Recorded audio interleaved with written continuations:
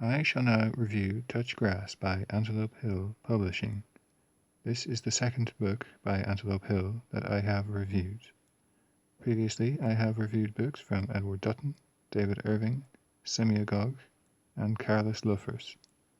I used specific metrics in those reviews, and I apply them here.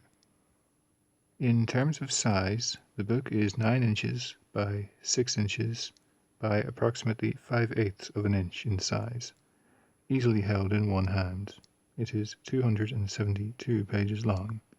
It will not occupy too much space on a table or shelf, and is generally light and handy. The title is Touch Grass, with the subtitle of Antelope Hill Writing Competition 2023. The subtitle appears above the title, which I find to be a logical and superior position. Touch grass is a colloquial term with many possible meanings, as we shall see, so leading with the subtitle provides context to the title. However, it is not immediately apparent that the book is poetry and short stories. Perhaps those terms ought to appear somewhere. The cover is a two-tone green color, like the grass, and the text contrasts with the background. The border between the two areas is broken up by a straddling typewriter, which is also colored softly in green, cream, and gray. It has rounded corners to leave the eye to follow pleasing lines. There is no harshness or severity.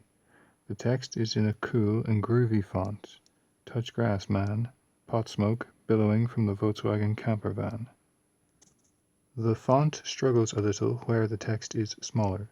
The leading paragraph on the blurb is in the same font, and I find it a little difficult to read. The rest of the blurb abandons the font and is easier to read. Perhaps just the plainer font would have sufficed. The third blurb paragraph, the longest, seems a bit unnecessary. It feels apologetic, but maybe it needs to be for the benefit of all those competitors unsuccessful. The spine is green on green again. I am not sure that the font is as easy to read on its side. I find the light text on dark background easier to read than vice versa. The content, poems and short stories, lends itself to clear language. Efficiency and brevity is important. Anything excessively flowery or impenetrable was likely culled, the benefits of a competitive system.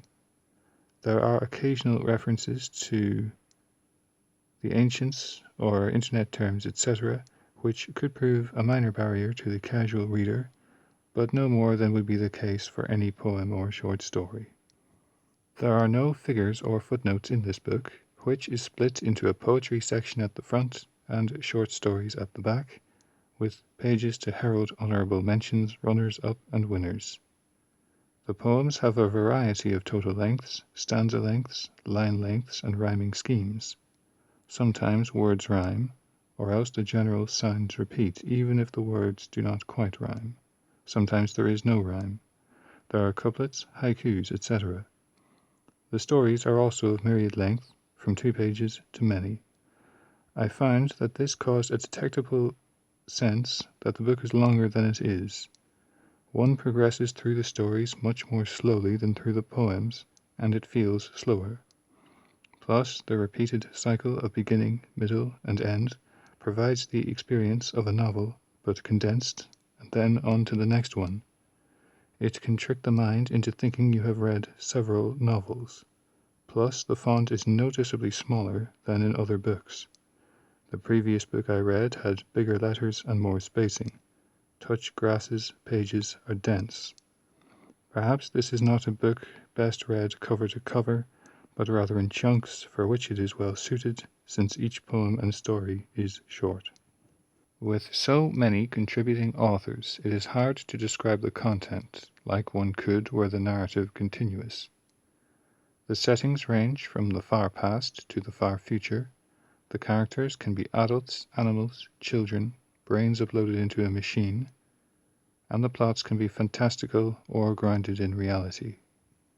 In general, we see a contrast: the technological society, the rat race, the cubicle, the computer monitor. It is artificial.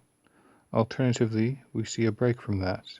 The artificial is lonely, stressful, unfulfilling, without meaning, and it will take over your life. You might not even notice that you are in it. In one story, a man is so wrapped up with the end of the world that he fails to notice his own life falling apart. The grass is not artificial. It has meaning. This is the contrast. We often see an escape, either figurative or literal, from the concrete to the grass. The grass can be literal or figurative. It is often an escape into nature to physically be where the rat race is not. If it is crushing you, then you step out from under it. Connect with nature, sometimes very literally. The grass can be social, the escape from lonely to family and friends. The grass can be personal, from hopeless to hopeful. Sometimes we see both and the escape, sometimes just the one. We see what happens when you never escape. We see how it could be if there were no prison. Sometimes the grass is not even real, but it serves its purpose. There are rare instances of what I would describe as stopping the story to make a point. This was more in the poems than the short stories. Using an explicit term like National Socialist pins the poem to a mast when it was otherwise free to roam. Otherwise the poems could easily appear on the curriculum of secondary school English, along with Emily Dixon, Seamus Heaney, Wilfred Owen, etc. The quality is high, again, thanks to the competitive nature of the book. In conclusion, I enjoyed the book. The theme is approached from so many angles that the reader is bound to get caught in the crossfire. At least one poem or story will speak to the reader, and perhaps parallel aspects of their own lives.